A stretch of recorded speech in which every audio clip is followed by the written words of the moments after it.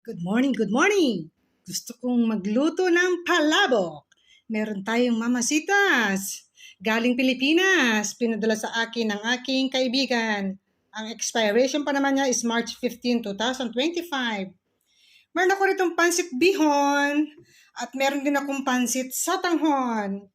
Meron tayong leeks or sibuyas na mura. Ito, i-chop ko pa ng pinong-pino ang ating garlic dahil gusto kong magkaroon ng crunchy, yung malutong para pan-toppings. At syempre, hindi mawawala sa ating palabok ang chicharon. Ayan, chicharon yan ha. Didikdikin natin yan.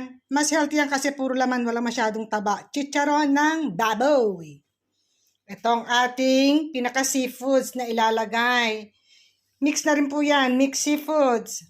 So halika na guys, samahan niyo ako magluto ng palabok. Ewan ko ba, nag-cravings ako. Gusto kong kumain ng palabok. Net, yung mga pinapalabas mong palabok. Ginugutom ako sa mga luto mo. Ito, gagawa tayo. So halina kayo, samahan niyo na ako.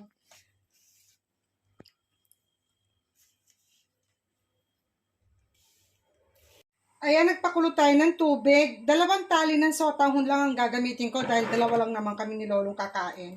Ang ginamit ko is sotanghon. Try ko muna itong sotanghon.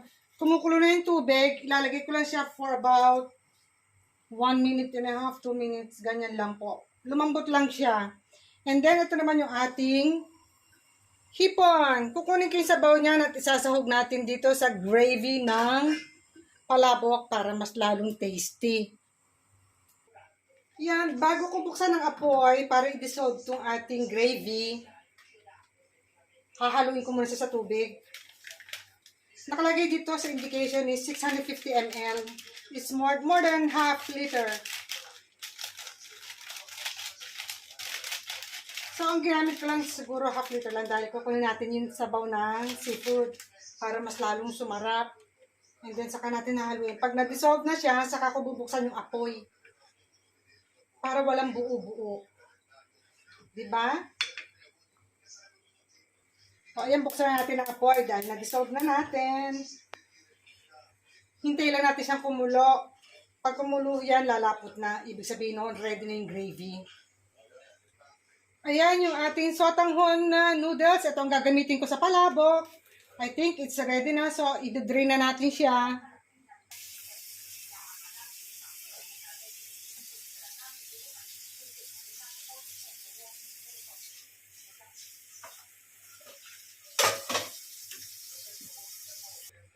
Continue lang natin sa paghalo para hindi mamuo yung bandang ilalim ng ating gravy. While yung ating naman pong mga seafood, malapit na rin siyang maluto.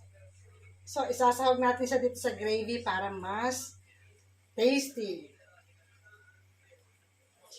Ewan ko ba kung bakit nag-crave ako sa palabok. Meron kasi akong isang friend dyan sa Reels. Sa Pilipinas, si Net. Net, namimiss ko yung mga niluluto mo mga palabok. Ito, nag-crave ako. Gusto ko magluto.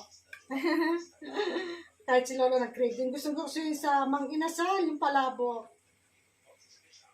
So, gagawa tayo ng Lola Corazon's palabok.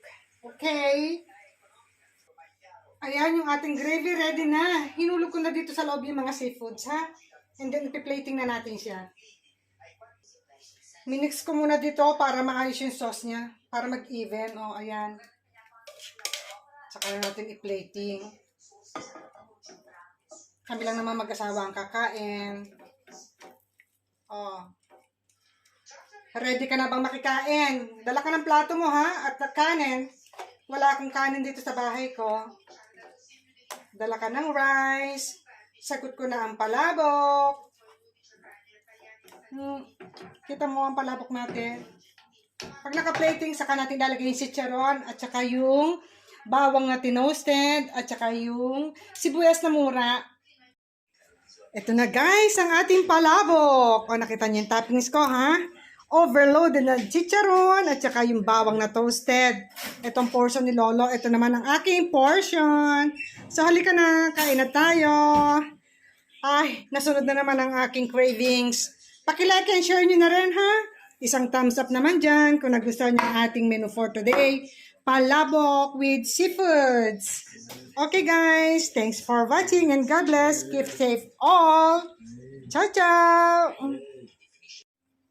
Ayan na ang ating palabok. Ang sarap! Napakasarap! Hindi tayo marunong mag-chopstick. Okay? Oh. Mmm!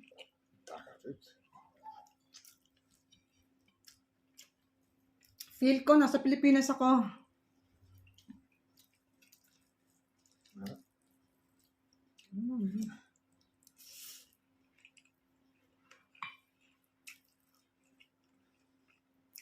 Sarap.